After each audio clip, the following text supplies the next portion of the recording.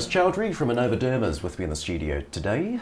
Harris, nice to see you. Welcome back. Always good to be back, Andrew. A flying visit to London, of course. Great to have the chance to catch up on your last bits of news. A couple of significant announcements. Most recently, of course, you've raised £4.4 million. Oversubscribed, hugely popular. Good response then, you must be pleased with that? Very pleased. I think we have gone through, for the last 2.5 years, we manage our cash flow internally. We haven't got any debt on the books.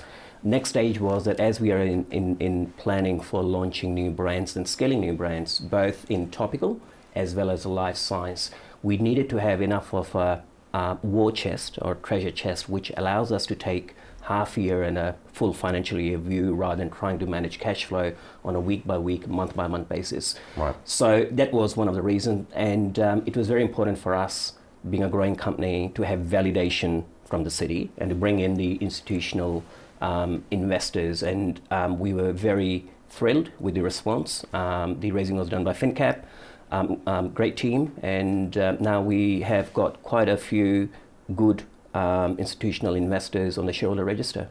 And in terms of where you're looking to spend it, you talk about the rollout of some of those products and really strengthening those, but you're also looking to make some key personnel hires as well. As we are growing, and we actually believe the next stage of growth would largely be underpinned by people in the key regions. The growth regions would be for us USA and Australia, New Zealand, which would also be looking after the Asia Pac.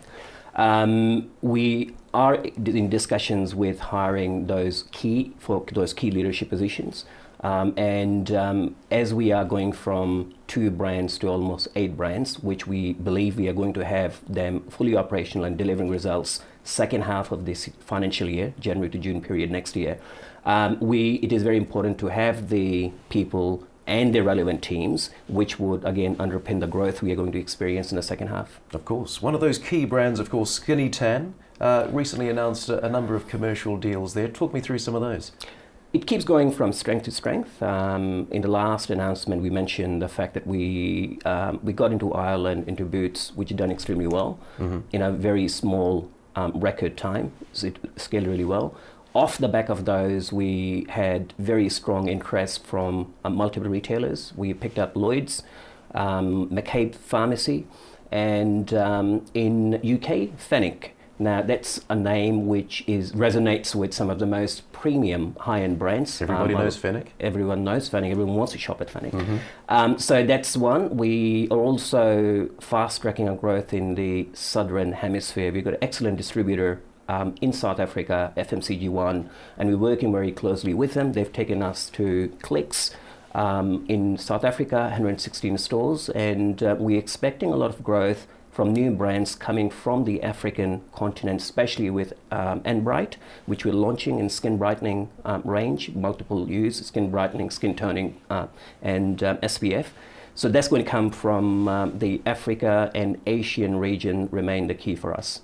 Because we did talk about that in the past, and South Korea being an important market for that.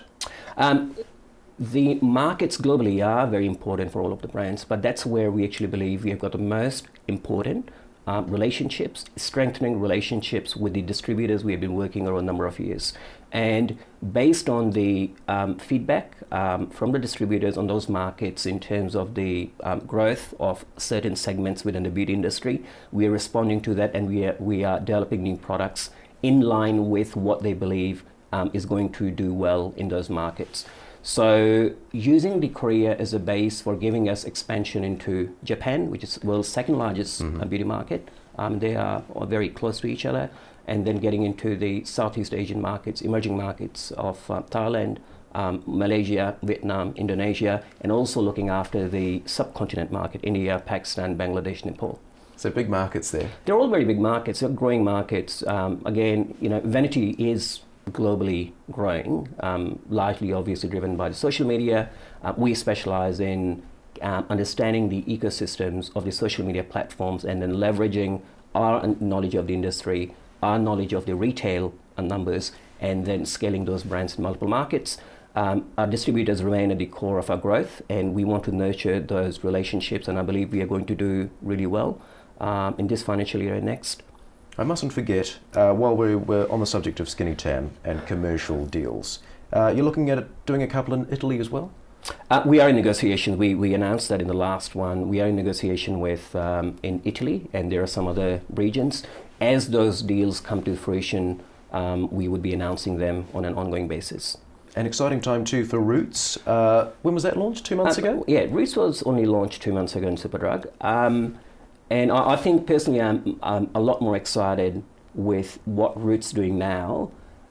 It is doing way ahead of our expectations and of Superdrug's expectations. And the reason I'm very excited is that it's not a seasonal or cyclical product. It is a brand that we developed in-house from scratch. We didn't acquire it. We developed it at a record time. It kind of really validates when you've got a really great team of new product development people in-house, and we all developed it in-house from the resources that we had, to doing that in record time, bringing it, finding a retail home for the product. It's for hair loss, male, female, multi-use product, as well as hair strengthening, with a bit of an X factor. It's modern, it does well, it's natural, it's vegan friendly, it's packaged really well, and it's we believe what we have seen so far. I personally think at this stage that we can have another skinny tan in the making, albeit not cyclical, non-seasonal, and with a much more broader market globally compared to bronzing, which is cyclical market and limited to certain countries.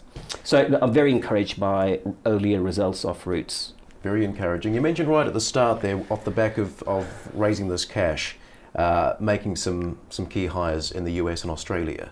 I know you're also looking, you haven't put a date on it, but sometime in the near future launching Prolong in Australia and the US. Does that sort of, those two tie in together? Yeah, they do. We still believe that most of the input, most of the knowledge that we've actually gained in terms of the D2C is going to be leveraged, although life science portfolio, the distribution platform, the price points are very different to the rest of our brands. But if you've got good people across those regions who could then engage both at the online level and the retail level, and create the demand for the product and have the relevant teams. When we launch those products, both the Headmaster, we would be hopefully making announcements soon on the Headmaster as well. So the life science product, even though it's very much a sideshow, you'd actually see that in the next half year it starts taking as much of a main stage as the other products in the topical area.